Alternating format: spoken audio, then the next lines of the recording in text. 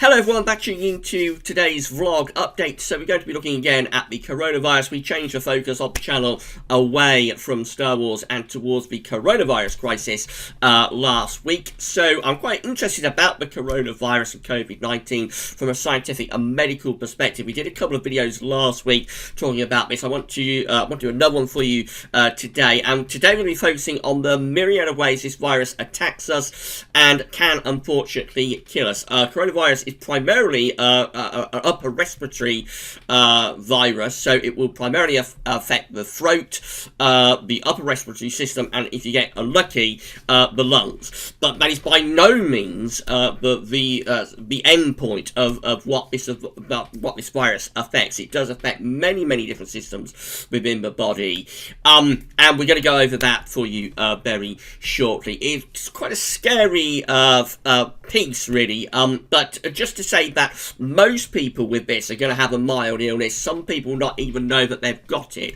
We don't yet know how many people will become very unwell as a percentage, very unwell and die from this illness until we get an antibody test. We know how many people have had the illness without symptoms. Then we aren't going to be able to know exactly how many people are going to become very well, but we think it's a small percentage, really, of the overall number of people that get this virus and just have a mild illness or don't know if they've got it. But we're going to go over the piece in a moment, and I'll talk you through the various systems of the body that the coronavirus can effect. Just to say, if you're enjoying the vlogs on the channel at the moment, please like, share, subscribe. At the moment we're focusing on coronavirus, but we're not going to stick to that forever. We will look at various other subjects and topics that I'm quite interested in, and we'll just do some on-the-fly vlogging, and we'll talk about different things that interest me. But at the moment I am quite interested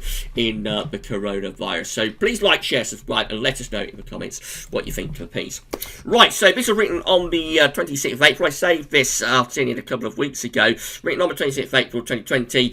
Title is "We Still Don't Know How the Coronavirus is Killing Us." It's by David Wallace Wells. We're at the nymag.com website and on the Intelligenza page, and I'm going to, of course, drop the link into the description so you can have a read of this by yourself. It's a very long article. We haven't got time to go through it.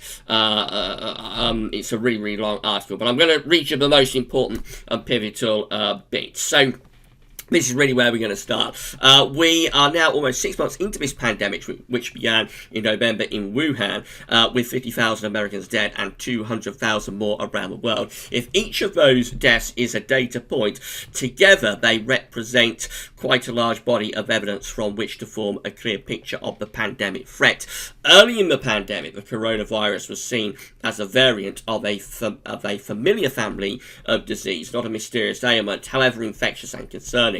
But while uncertainties at the population level confuse and frustrate public health officials unsure when and in what form to shift gears out of lockdown, the disease has proved just as mercurial at the clinical level, with doctors revising their understanding of COVID-19's basic pattern and weaponry. Indeed, often revising that understanding in different directions at once. The clinical shape of the disease, long presumed to be a relatively predictable respiratory infection, is getting less clear by the week. Lately, it seems by the day, as Carl Zimmer, probably America's most respected science journalist, asked virologists in a tweet last week, is there any other virus out there that is this weird in terms of its range of symptoms? And then they embedded into this piece a tweet that basically shows, this is, I think it's from Science magazine, basically shows all of the various systems of the body that can be affected by this virus. So we're going to go over to Twitter, and this is the Twitter page of Dr. Fritz Franzen. And Dr. Fritz Franzen is a respiratory physician, scientist, and has a personalized focus on COPD. So this is this is it. This is all of the various systems of the body that can be affected by this virus. I'm going to go through them one by one. So first of all, we've got the lungs. Of course, we know that. A cross-section shows immune cells crowding an inflamed alveolus whose walls break down during attack by the virus, diminishing oxygen uptake. Patients cough, fevers rise, and it takes more and more effort to breathe. So, of course, that's the first thing that is attacked, the lungs. But by no means is that where this ends. Number two, the liver. Up to half of hospitalized patients have enzyme levels that signal a struggling liver. An immune system in overdrive and drugs given to fight the virus may be causing this damage. Number three is the kidneys. Kidney damage is common in severe cases and makes death more likely. The virus may attack the kidneys directly, or kidney failure may be part of whole body events like plummeting blood pressure. It attacks the intestines. Number four, patients' reports and biopsy data suggest the virus can infect the lower gastrointestinal tract, which is rich in ACE2 receptors. Some 20% or more of patients with coronavirus will have diarrhea. Number five is the brain. Some COVID-19 patients have stroke, seizures, mental confusion, and brain inflammation. Doctors are trying to understand which are directly caused by the virus, and of course which might be caused by other things. Number six is the eyes. Conjunctivitis, inflammation of the membranes that lines the front of the eyes and inner eyelid, is more common in the sickest patients. Number seven is the nose. Some patients lose their sense of smell. Scientists speculate that the virus may move up the nose's nerve endings and damage cells. Of course, that's not as serious as all of the other effects that this virus can have. But even so, it's pretty nasty if you can't smell, because a lot of your taste is also associated with smell. So if you lose your sense of smell, you would tend to lose, or very much diminish anyway, your sense of taste, and that means that you just don't really feel like eating very much. And finally, lastly, number eight is the heart and blood vessels. The virus enters cells, likely including those lining blood vessels, by binding to ACE2 receptors on the cell's surface. Infection can also promote blood clots, heart attacks, and cardiac inflammation.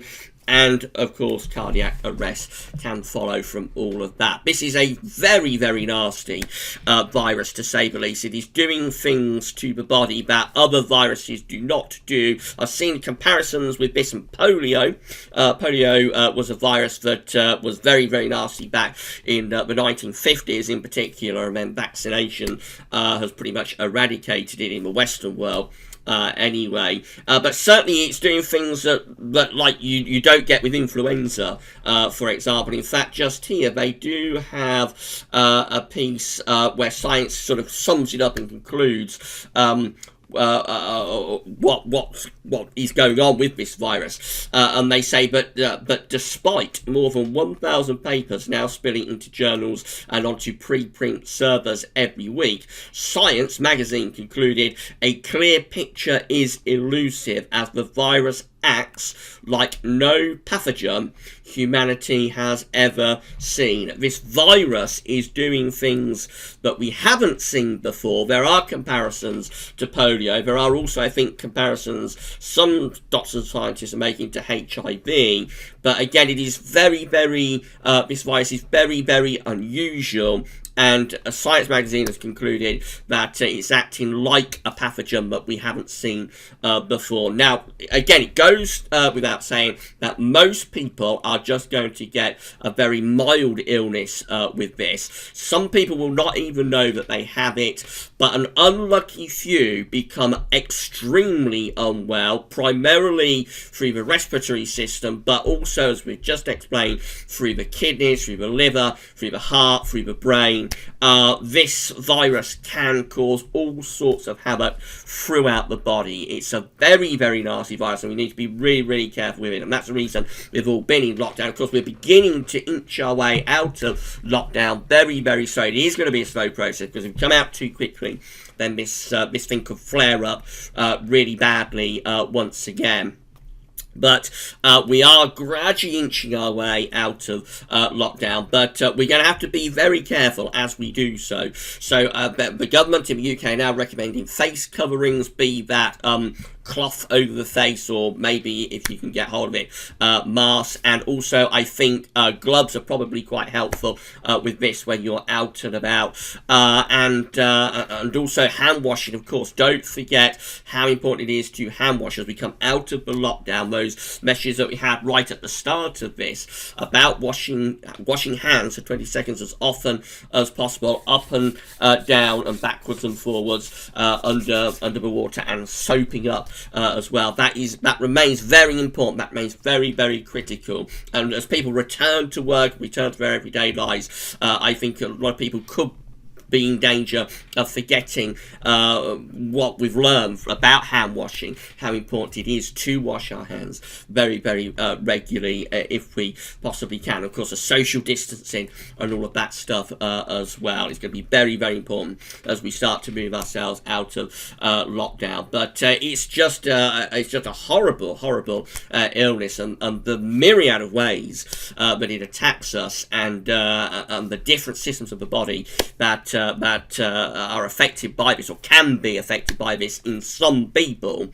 Not everybody is going to get this ill with the virus by any means, but some people are going to have this virus attacking so many different systems of their body that it just overwhelms the body, and they can't recover from it. So I hope you found the video interesting and informative. Please give us a like on the video if you enjoyed it. Let us know in the comments what you think. Subscribe to the channel if you want to see more content like this, more vlogs, and we'll be back with another vlog very, very soon. That's all for now, though. Thanks for watching.